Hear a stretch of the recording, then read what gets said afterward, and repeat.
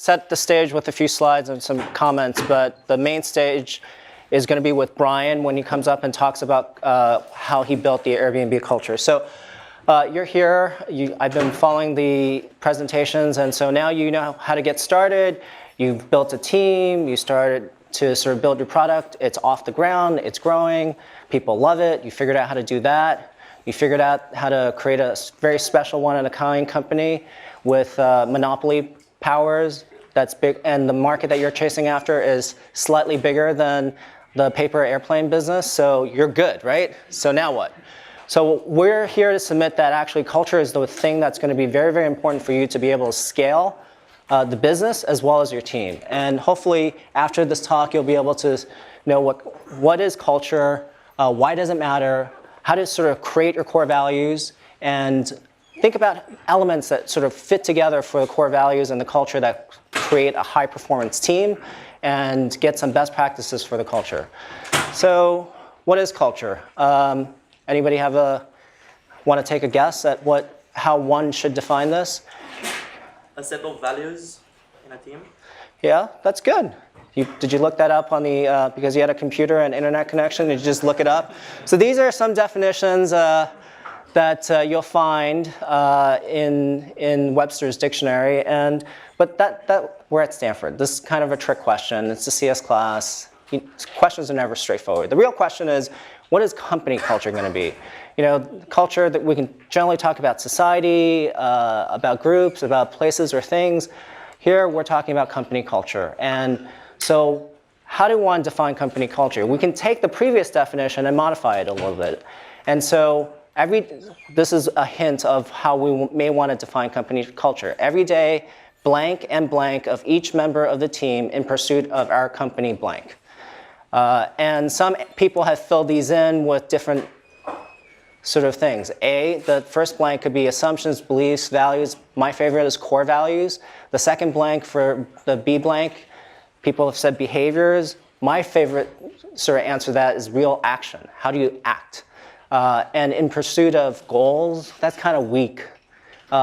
In pursuit of big and hairy, audacious goals, that's a little stronger. But a better definition is in pursuit of the mission.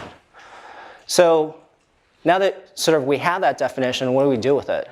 And why does it matter?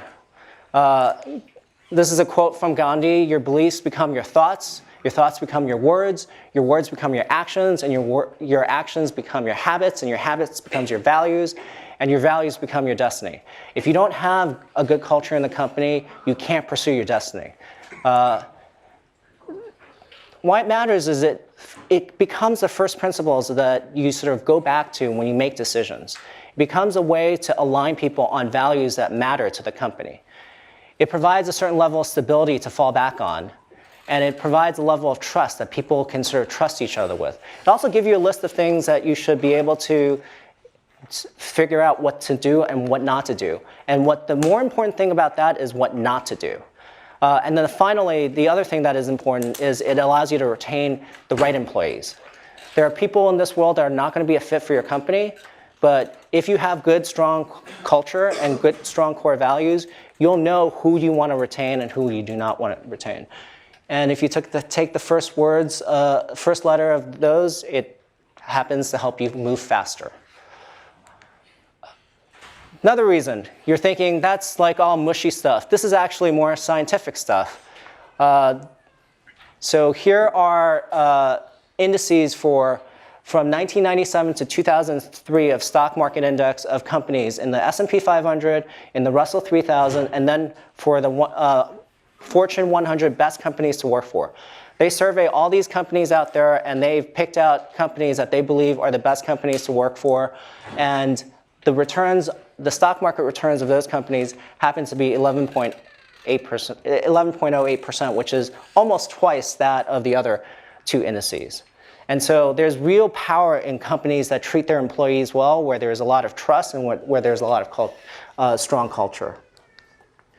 So how do you sort of create a set of values and sort of define the culture, et cetera? We get asked that a lot. You've got to start with the leader of the company, the founder, and sort of ask yourself, what are the personal values that are most important to you?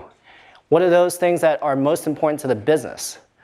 Who are the types of people you like working with, and what are their values? And through that, you sort of distill together what a set of values are. Then think about all the people that you've never liked working with. What values do they have? Think of that, the opposite of that, and maybe those should be considered values for your company. And finally, remember, the values have to support your mission. And if it doesn't support your mission, you're missing something. And then the last final checks are, they have to be credible and they have to be uniquely tied to your mission. So at Zappos, in terms of uniquely applied to the mission, we were focused on creating a culture that was going to provide great customer service. So the first core value we had was to deliver wow through service. We were very specific that we wanted to deliver great customer service and it was going to be a wow experience. And then below that, we wanted to sort of had a paragraph supporting that, talking about exactly what we mean by that. We wanted to support them, deliver wow through service, and support people such as our employees, our customers, and our brand partners, and our investors. In terms of the opposite thing, we generally didn't like working with arrogant people. So one of our core values at Zappos was to be humble. So those are two examples where we sort of created core values in a way that sort of became credible and uniquely tied to our mission. So you go through this process, you come up with a few core values. These might be some of them, whether it's honesty, integrity, service, teamwork, and there might be a list of, you might start with 3, you might end up with a list of 10, you might list of 30. It's a good start. And when Zappos went through this process, we started with we asked all the employees at the time what core values they want to identify with. We came up with 37. We sort of whittled that down to about 10. And it took a year to do this. That's a long time. And you might want to ask why. Well, if you just come up with the word honesty, I mean, give me a break. Everybody wants the culture to be honest. No, nobody's going to say, I want to be lied to every day. Service, what do you mean by service? There's got to be a lot more depth in this than that. And everybody talks about teamwork, but there's a difference in level of teamwork that you see in an intramural sports team versus a baseball team. And so how do you sort of dive deeper into teamwork? What are the things that don't work for a team? A lot of it has to do with communications. A lot of it has to do with things that people have studied. And you might want to go deeper into that. At Zappos, we thought about, well, there are a lot of smart people in this room. When they're fighting with each other and trying to figure out who's right and who's not, it's probably not the best use of time. And we wanted everybody to sort of riff off each other and help each other make any idea better. The result is that the company gets a better idea, not that any individual person is right. So we wanted to instill this idea that it's company first, then your department, then your team, then yourself. And how do you do that?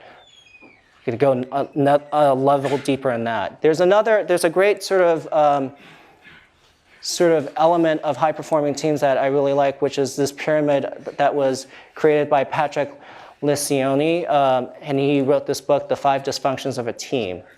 And the reason this is interesting, he talks about the breakdowns of a team. First of all, a lot of teams break down because they don't have any trust. Then, even if you had trust, why do you need trust? Well, then if you have trust, you can actually have debates and conflict and get to the right answer.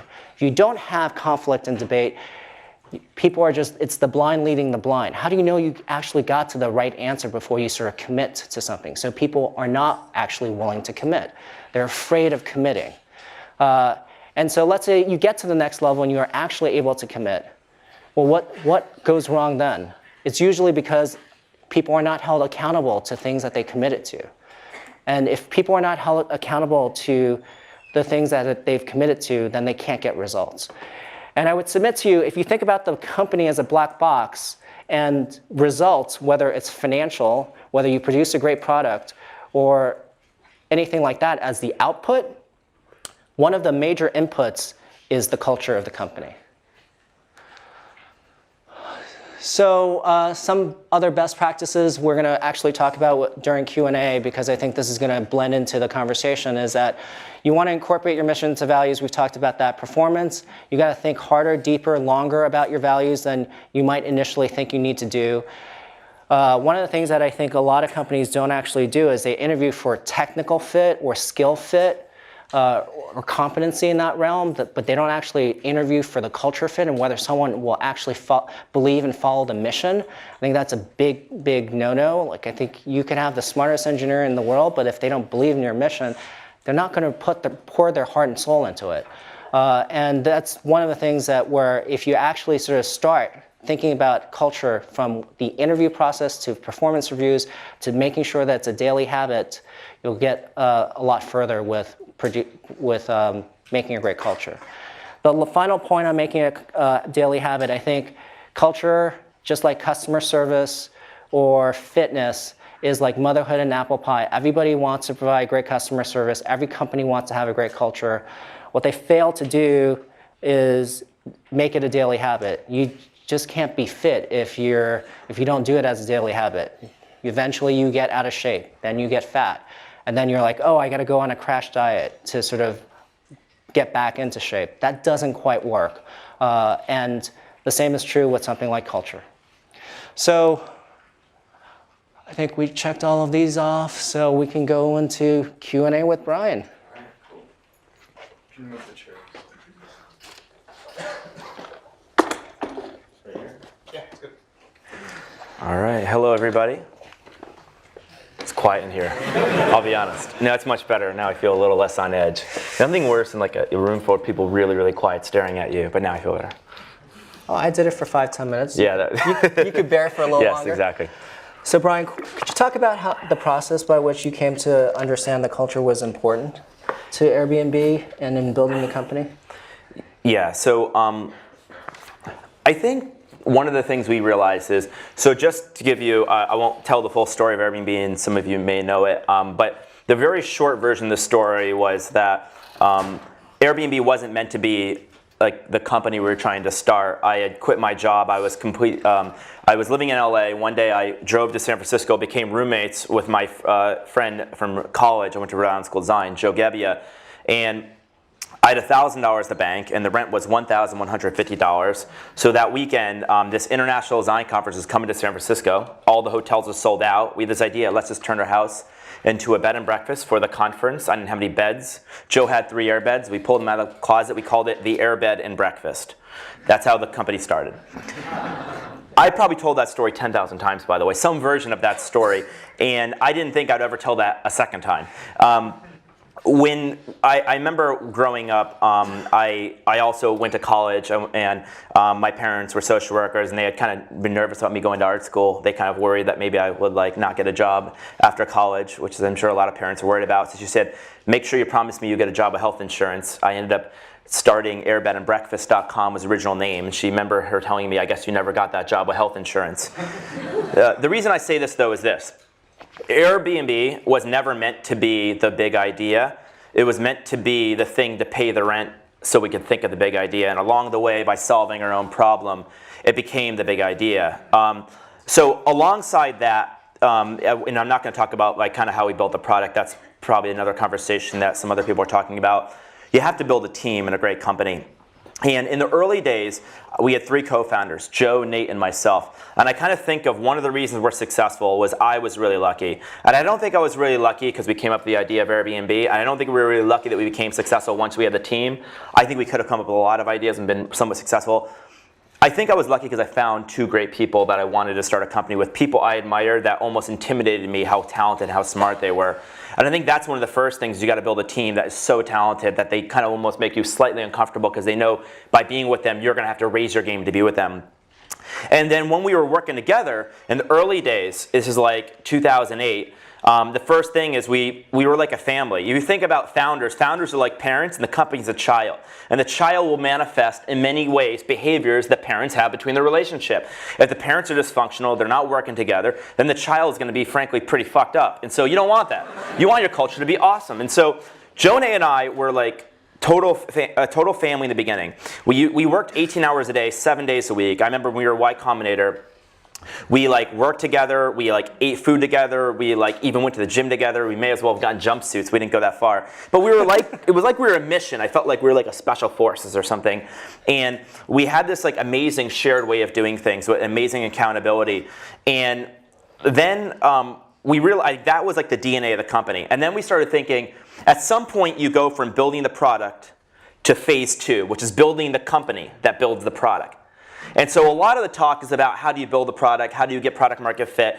Once people start doing that, now you've got to build a company. And it doesn't matter how great your original product or idea is, if you can't build a great company, then your product will not endure. And so we thought about this, and one of the things we realized is we want to build a company for the long term. The last thing I want is to build something, I mean, think about it this way. If your company is like your child, a parent wants this child to outlive him or her. It would be a tragedy to outlive your child. It would also, I felt, like be a tragedy for us to outlive our company and just watch it rise and fall. We didn't want that. We wanted a company that would endure. And so to do that, we started noticing companies have something in common. Companies that were around for a really long time had a clear mission. And they had a clear sense of values. They had a shared way of doing something that was unique to them and was really, really special. And so then Joe and I, when we were 3 people, decided to look around companies. I noticed Apple, Steve Jobs talked about his core value was that he believed people with passion could change the world. And he said our products changed, but our value never had. And we learned about Amazon, we learned about Nike, we learned about companies in the early days. You can even use this to talk about organizations. Even like a founding of a nation has a strong values and a declaration, then the country might endure longer. And so we started realizing like we need to have intention. Culture needs to be designed. And that's kind of how we got connected, is because when we were funded by Sequoia, Alfred Lin had just joined from Zappos Sequoia. And I was told Zappos had an amazing culture, and we went to Las Vegas and met up with Tony, and we learned about it. And so what did you learn? Well, you guys were crazy. The thing we learned, and we were 3 people, was you need to have, if culture is a shared way of doing things, there's really 2 parts. One is behaviors, and those can kind of change, and maybe 50 years from now, there will be rituals and behaviors that will change, be different. But there have to be some things that never change, some principles, some ideas that endure, that make you, you. And I think of core values as integrity, honesty. Those aren't core values because they're values everyone should have. They're like integrity values. But there have to be like 3, 5, 6 things that are unique to you. And you could probably think about this in your life. What is different about you than every single other person? If you could only tell somebody 3 or 4 things, what do you want them to know about you? And we realized that when Zappos was 100 employees, they wrote down these 9 core, is it 9? 10 core values. And the only thing I learned from Tony is he said, I wish I didn't wait till I was 100 employees to write down our core values. So I think I was talking to Sam, he says he thinks we're one of the only companies that wrote our core values down before we hired anyone. How long did it take you to hire your first employee? So our first employee was our first engineer, and I think we looked for him for 4 or 5 months, and I probably looked through thousands of people and interviewed hundreds of people. And by then, when you hired when did you write it? Did you write it on day 1, or it was in month 3? I think we started working on it around the time of Y Combinator, which would have been January 2009. And it was probably a process that evolved over the course of 6 to 7 months. We finished Y Combinator in April 2009. I think we hired our first engineer in July, something like that. So it's probably like 6 months. And some people ask, like, why did you spend so much time on like hiring your first engineer? And here's what we thought about it. I kind of felt like your first engineer was like bringing in DNA to your company. This person was gonna there were gonna be, if we were successful, there were gonna be 1,000 people just like him or her in the company. And so it wasn't a matter of like getting somebody to build the next 3 features that we needed to ship for our users. There was something much more long-term and much more enduring, which was, do I want to work with 100 or 1,000 more people like this? Now you want diversity, but you want diversity of like beliefs, you want diversity of like backgrounds, age. You don't want diversity of values. You want a very, very homogenous beliefs, and that's the one thing that shouldn't be diverse. So what are Airbnb's values? So we have 6 core values. I'll maybe talk about 3 of them. Okay. So our first core value we talk about is champion the mission. And what it really means is that we want to hire people that are here for our mission. We don't want people here because they think we've got a great valuation, they like our office design, they need a job, or they think it's hot. We want people to be here for the one thing that will never change, and that's our mission. And just to tell you a quick story about our mission, Airbnb, a lot of people describe it as a way to book a room or book a house and you travel around the world. And that's what we do. But that's not at all why we do it. And to answer the question of like what our mission is, I'll just tell you a quick story. And this, I think, describes it. early 2012, I met a host named Sebastian. So we do these meetups around the world where we meet with hosts. And I meet this host named Sebastian. He's probably like late 50s. He lives in North London. And Sebastian looks at me and he says, Brian, there's this word you never use in your website. And I said, what's that word? He said, that word is friendship. I would love to tell you the story about friendship. And I said, okay, tell me the story about friendship. He said, 6 months ago, the London riots broke out outside my home, and I was very scared. And the next day, my mom called me to make sure I was okay. And he said, yeah, Mom, I'm okay. And she goes, what about the house? And he says, well, yeah, the house is okay as well. And he said, here's the interesting thing. Between the time the riots broke out and the time my mom called me was a 24-hour window of time. And in that period of time, he said, 7 of my previous Airbnb guests called me just to make sure I was okay. He said, think about that. 7 of my guests called me before my own mother did. I don't know what that says about our guester's mother more, but but in this summer, on a typical night or a peak night, we would have 425,000 people staying in homes and living together, and they were coming from 190 countries in the world, which is every country but North Korea, Iran, Syria, and Cuba. So when you hear that story, at our core, what we're about, that's much more than just booking a room or traveling. What we are about is we want to help bring the world together. And we want to do that by giving a sense of belonging anywhere you go. So our mission is to belong anywhere. So 5 years from now, 20 years from now, maybe we're still selling rooms and homes, but maybe we're not. But I can guarantee you what we're always going to be about is this sense of belonging and bringing people together. And that's the more enduring idea. So when we hire people, the first thing we need to make sure is that if that's our mission, you need to champion that mission. You champion the mission by living the mission. Do you believe in it? Do you have stories about it? Have you used the product? Would you bleed for the product? I used to ask like crazy questions. Like one of the crazy questions Sam reminds me of is I used to interview people. So I interviewed the first 300 employees at Airbnb, which people think I'm like really neurotic, and that may also be true. But and I used to ask them a question, which I've now amended. I used to ask them, if you had a year left to live, would you take this job? And actually, the people who say yes to that, you probably don't want, because that's like, they should probably spend time with your family. So I amended it to 10 years. Because I feel like whatever, if you knew you had 10 years left to live, whatever you would do in those last 10 years, you should just do. And I really wanted people to think about that. That was enough time for like you to do something you really cared about. And the answer doesn't have to be this company. And I say, fine, if what you're meant to do is to travel, or if you're meant to do is start a company, you should just do that. Don't come here, go do that. And so there's this old kind of parable, probably many of you have heard of it, about like 2 men are laying bricks. Somebody comes up to the first man and says, what are you doing? He says, I'm building a wall. He asks the other guy, what are you doing? He says, I'm building a cathedral. There is a job, and then there's a calling. And we want to hire people that aren't just looking for jobs, they're looking for a calling. And that's kind of the first value, and that's champion the mission. I'll just, maybe, because I don't want to take all the time, I'll talk about just one more, just so we don't talk the whole thing just about values. The second value relates to being kind of creative and frugal, and I'll tell you a story.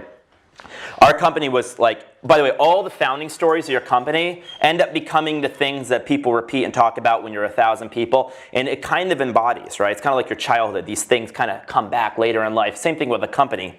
So Airbnb, I think Mark and Jason actually said in the last talk that was like the worst idea that ever worked.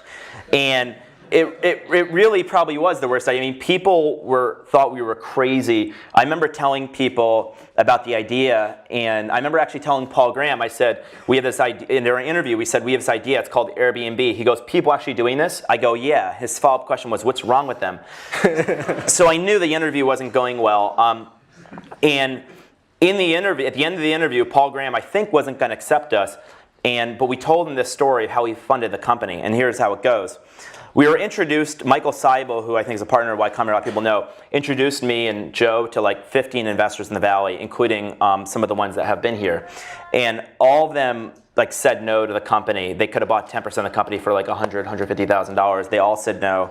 They thought it was a crazy idea. No one would ever stay in someone's home.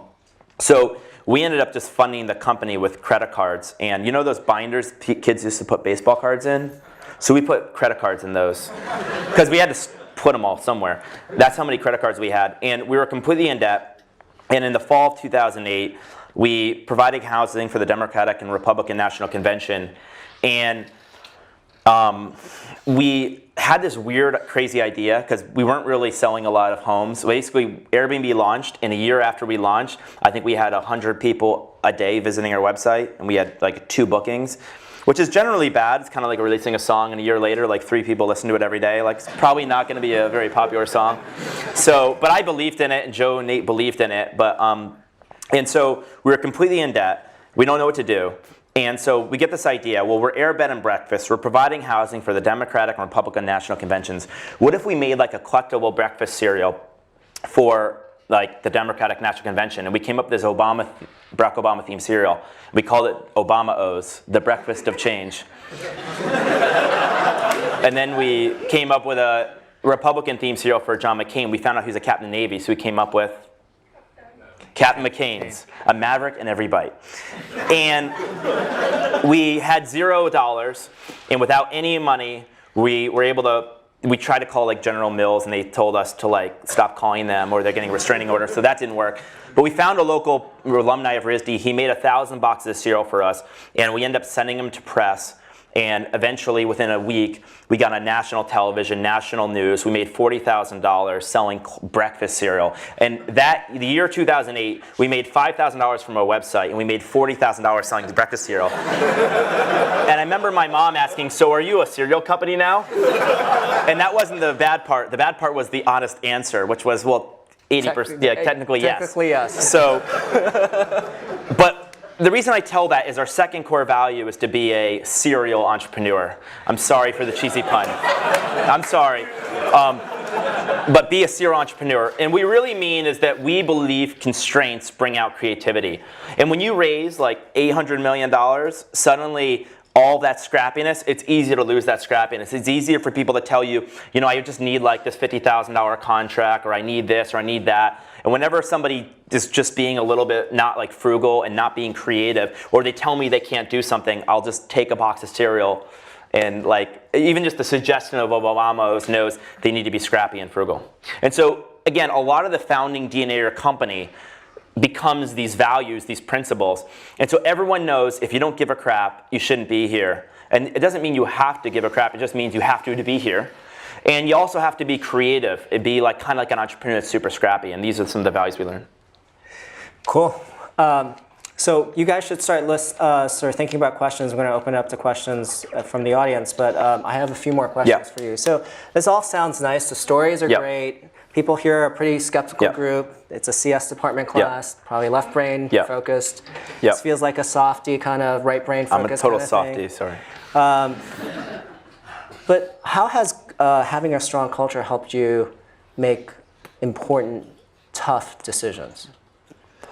Well, I think that having so here's the thing about culture. There's 3 things they never tell you about culture.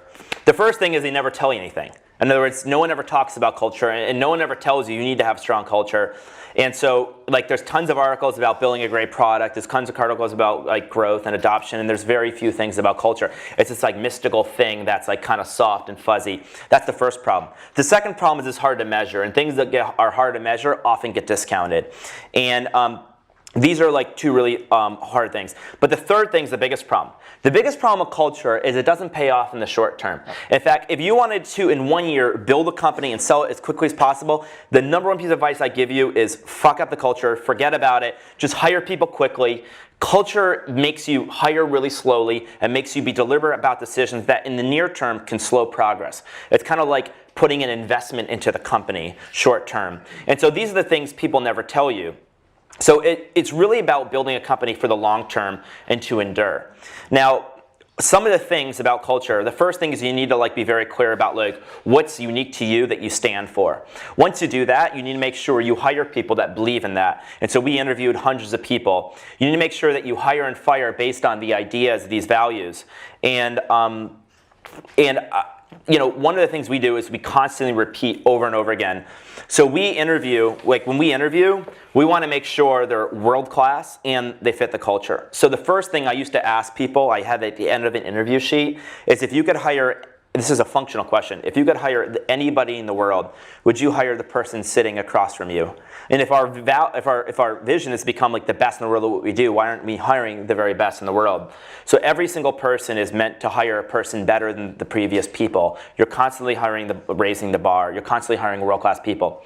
Then we have separate people called core values interviewers who aren't in the function. So if you're an engineer, the core values interviewers are never engineers because we don't want them to be biased and say, oh, I know how good they are. And they interview just for values to make sure that people care about the same thing. And we've said no to a lot of really great people because we just didn't feel right about them being with us long term. So that's one of the things. I also think that maybe some other examples of when we kind of had hard decisions. I've had a kind of in mid 2011, we had this. So we were mostly in the United States, and we had this internet clone funded by these guys called the Samwer brothers. I don't know if anyone heard about these Samwer brothers. They basically they clone, Rocket Internet. They just went public, and they basically copy American websites quickly, and they try to sell it back to you. And if you don't, then they just try to. So it's kind of like putting a gun to your head. And so. And they had basically done this to Groupon. Groupon at this point was like the fastest growing company in the world ever. Fastest company to $1 billion in revenue. And then they stopped doing Groupon. This is when Groupon's on top of the world. And they cloned us. And we had 40 employees. We had raised $7 million. They cloned us. And they raised $90 million. And in 30 days, they hired 400 people. And they wanted to sell the company, and if they couldn't, they were going to like destroy us around the world. And the problem with Airbnb is if we're not everywhere around the world, like a travel site not being in Europe is like your phone not having email. It doesn't actually work. So we were kind of in trouble. And we had this conversation, and there was the pragmatic decision of should we acquire them, and then there was the like kind of values decision. The pragmatic one should have probably have said buy them because you can't risk losing international, so just guarantee you're going to get international. But we ended up not buying them.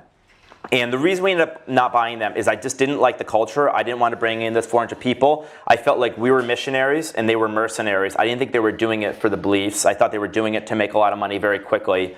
And I believed in a war, missionaries would outlast and outendure mercenaries. And I also felt like the best revenge against an internet startup, internet clone was just to make them run the company long term. It's like you had the baby, now you got to raise it. So that's what we ended up doing. And that was a very controversial decision. A lot of people were telling me you should buy this company. We didn't, and I think it worked out. Let's see, the last board meeting, what percentage of revenue comes from Europe? More than 50%. I think it worked out. Yeah. All right. Anybody have any questions? I can keep going if you have. So one other question, one other statement we had at Zappos was that culture and brand were two sides of the same coin. Yes. Airbnb has a great culture and also a great brand. You want to talk a little bit about branding, since it's actually kind of a weak thing in Silicon Valley. We don't tend to focus on culture and brand. That's what I actually just said that to Sam Altman. It's like, I think Silicon Valley is not historically really strong, or we don't talk about culture and brand very much. They are two sides of the same coin. So culture, like the principles and the beliefs that you have inside the company that you want people to be aligned with long term. And whatever happens inside the company eventually comes out. You can't hold it in. And brand is really the promise outside the company that everyone identifies with. And so I think having a clear mission and making sure that you know that mission and making sure that mission comes through the company is probably the most important thing you can do for both culture and values.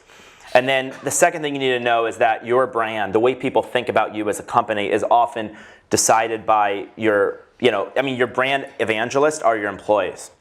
And so you have a weak culture. We often think that like companies that hire employees or people that are deeply passionate create companies that customers are really, really passionate about. And those are the companies that have strong brands.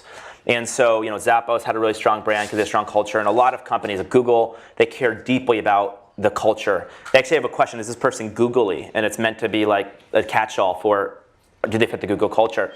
Google is a very strong culture. It's unique to Google. And by the way, there's no such thing as a good or bad culture. It's either a strong or weak culture. And a good culture for somebody else may not be a good culture for you.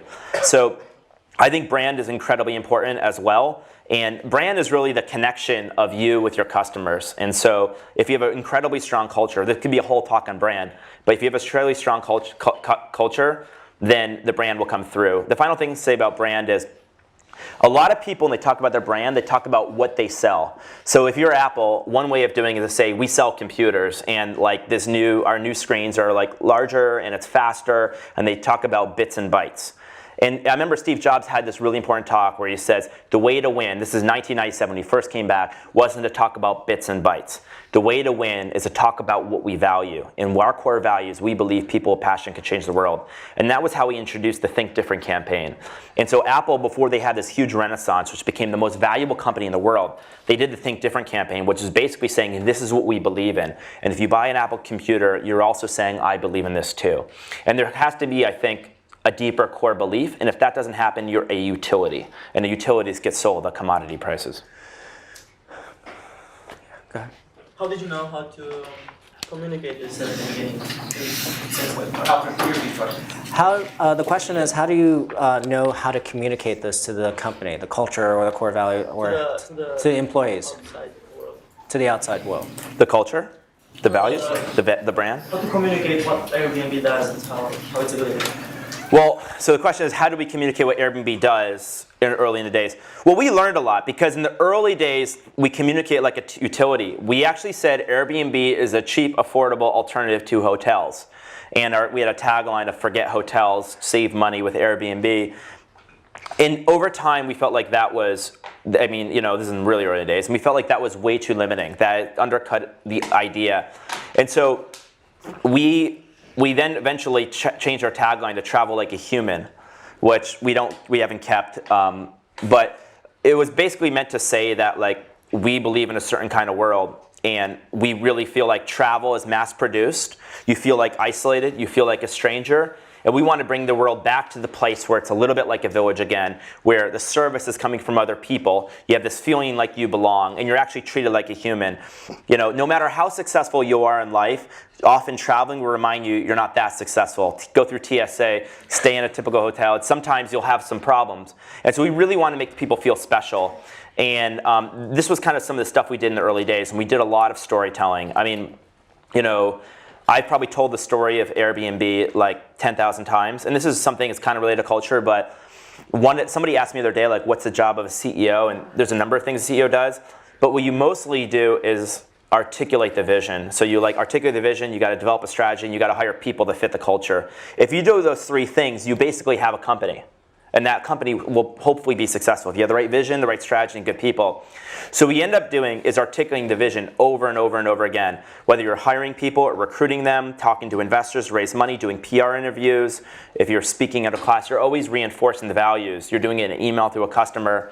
And so you just do it thousands of times. And if you do something thousands of times, it will change and get better every time. And so it just kind of evolved. Yeah.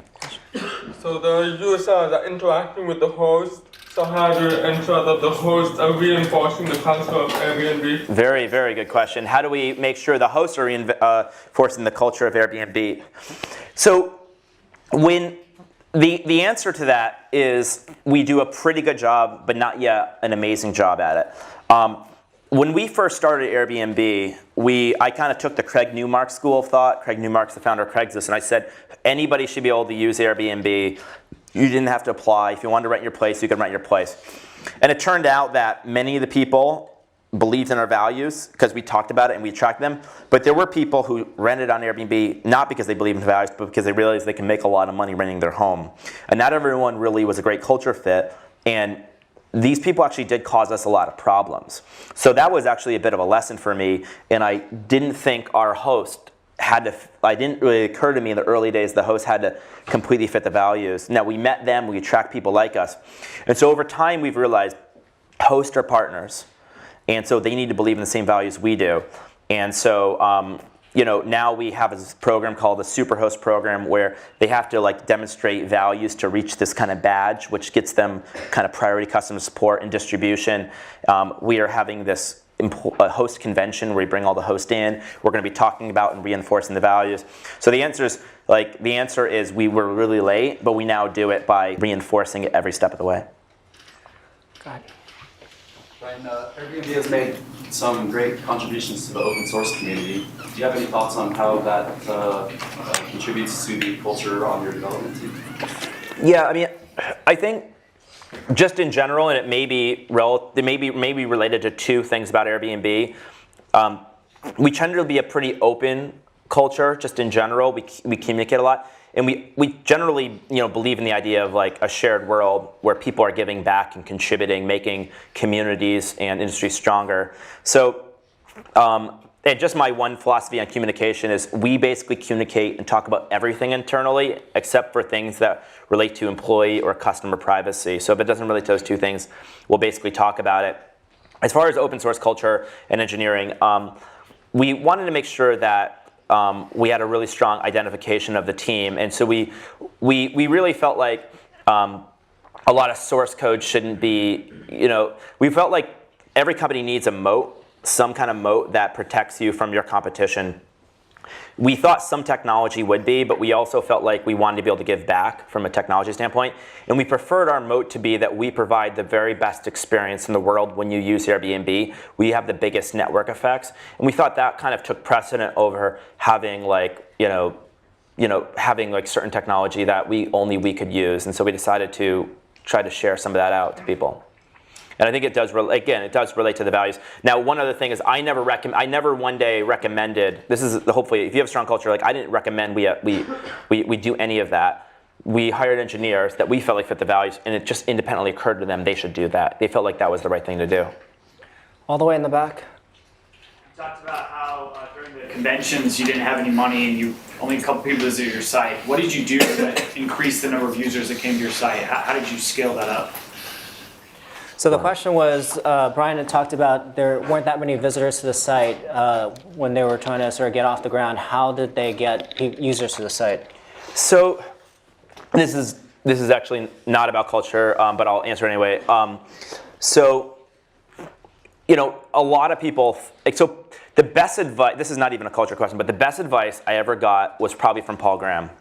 And Paul Graham basically said, I remember he had this line, he said, it's better, he may have even talked about this, he said, it's better to have 100 people that love you than to have 1 million people that just kind of sort of like you.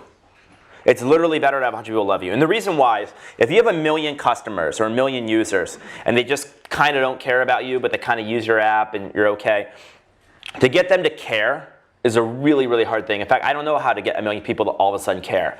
But what I do know is if you get 100 people that love you, those people, if they feel incredibly passionate, each of them will tell 100 people. And in fact, all movements typically start, or companies or ideas that are really powerful, start with just 100 people.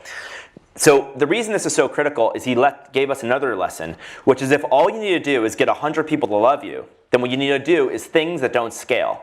So, it's hard to, like, if you have 1 million people, you can't meet all of them, but you can meet 100 people. You can spend time with them.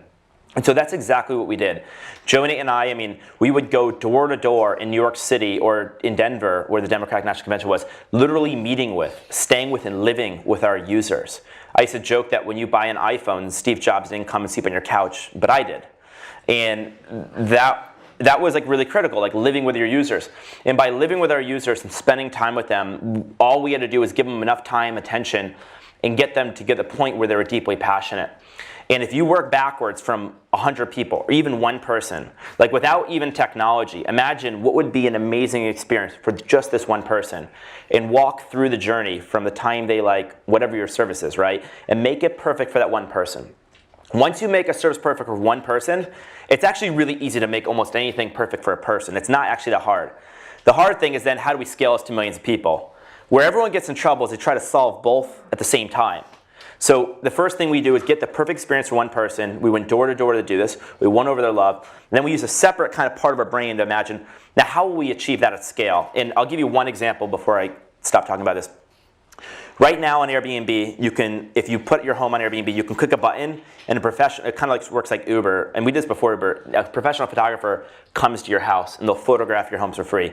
We have 5,000 photographers around the world, and we photographed hundreds of thousands of homes. So it's probably one of the largest on-demand photography networks, if there was such a thing. I guess probably the only one, but in the world. And that started with Joe and I. We were staying with this one host, in New York City, and her house is amazing, but her photos were terrible. And we said, why don't you just put up better photos? And this is before, like, iPhones had great cameras. This is 2008. And she said, well, I can't figure out how to get photos from this camera onto this computer. She wasn't very technically savvy. And she said, well, we'll just take photos for you. Or actually, I said, what if you could press a button and somebody just showed up at your door and took professional photographs? She said, that'd be magic. So next day, I knocked on her door and said, I'm here. And I photographed her home. And then we sent emails to people saying, we have this new magical photography service, and if you want, you can press this button, and a professional photographer would show up at your home. Someone would press this button, would just send me an alert, or Joe an alert, and we'd rent a camera in Brooklyn in January of 2009, walking through snow, photographing people's homes.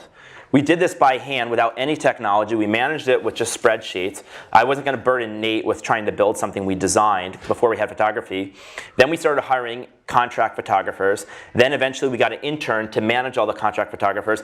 Then we got an intern to become a full-time employee, managing other interns to manage the contract employees. And at some point, this is before we built anything, and at some point, there were too many people to manage. There were hundreds of photographers. And then we finally built all the tools to manage all the photography. But we did it only after we knew exactly what the perfect service was. I have one more question. One more question. So a lot of people say that when the hardest part isn't the technology, here the marketing and the communication is the hardest part, the Airbnb. And a lot of people say it's not the technology company, it's the marketing company. So, do you want to repeat the question? So the question is, a lot of people, in this particular situation with Airbnb, a lot of people think that this is not necessarily a technology company, but it's more of a marketing company. Good question. So, I'll answer the question with a story. Let me preface that question by a set of questions. Do you today have proprietary technology? Yes. Do you have a moat? Yes. Do you have network effects? Yes. Do you have pricing power? Yes. Do you have a good brand? I think so. Are you a monopoly? I'm not going to answer that. But I think similar to the question, just forgetting about all of that. Companies that have network effects and sort of get off the ground, Yeah. the flywheel is going. Yeah. People just think that you're lucky. Yeah, and let me. everything's just going. It's a totally fair question, and people have said it, so I want to answer it. Guy that runs Sequoia Capital now, his name is Doug Leone. Yeah. One day, I think it's a year and a half ago, Doug Leone says, your job sucks. And I was like, what the hell does that mean? This is you've got the worst job of any CEO in my portfolio. And I said, tell me why. And this is what he said. He says, well, here's how I think about it. First of all, you're a technology company. And he thought we were a technology company. I would say, at our heart, in many ways, we are a technology company. And so you have all the challenges of all my other portfolio companies. But beyond that, you are in 190 countries. And so you have to figure out how to be international. We have to hire people in countries all over the world. We're literally in every country in the world but North Korea, Iran, Syria, and Cuba. You're basically a payments company. We handle billions of dollars through our system every year, and we had to get money transmission licenses in the state of California. So we actually are a payments company. We have serious fraud and risk to warrant, and needs to be locked down like Fort Knox. But he said that's usually where companies end. But you've got to worry about all this other crap. And he says trust and safety. We have 425,000 people staying in other people's beds in their sheets. Think about a woman from Texas staying in the Middle East, or vice versa. The cultural conflicts that could happen and misunderstandings. And you have 425,000 people a night. It's like being the mayor of Oakland. Now imagine if you're the mayor of Oakland, all the things that happen in Oakland tonight. So you've got trust and safety. Now we have regulatory problems. We are in 34,000 cities. Every city has a different law, different rules, and many of them were written in a different century before you had any of this technology. And so you've got to deal with that. Then you've got issues like search and discovery. So Google's got its brand about being really important about search. The thing about search, though, is usually if I have a question, Google could give me 40,000 results, but it's probably clear that there's one or two best options for everybody. So if I want to know a question to an answer, there's usually one best answer. We have 40,000 homes in Paris. There is no best home in Paris for anybody in this room. So we have to be really, really great at matching people and technology. We have to be a company that's just, another example, Facebook, for example, is a digital product. Their product is their website. Our product are these experiences you have in the real world. So we're not just an online product, we have to be an offline product, and we need to transition from when you're in your app through cities. And these are just some of the examples why technology, design. So basically the long and the short of it is we have to be world class at technology, we have to be world class at design, we have to be world class at branding because we've got to convince people this isn't crazy, you're not going to die when you use it. We have to convince governments this is good for your neighborhood. What happens if the internet moves into your neighborhood? That's what people call it. It's a good thing, hopefully. And you've got to make sure trust and safety is really world class, that we handle all these payments, not have problems with risk. And I can kind of go through. And this is not even to do with culture. I didn't even mention culture. So that's how I describe it. As like, I think great companies or companies are probably really strong at everything. But we try to hire the very best engineers and technical talent in the world. And I definitely don't see us as a marketing company. Thank you. Thank you, guys. Thank you. All right. Thank you, sir. That was awesome. Amen.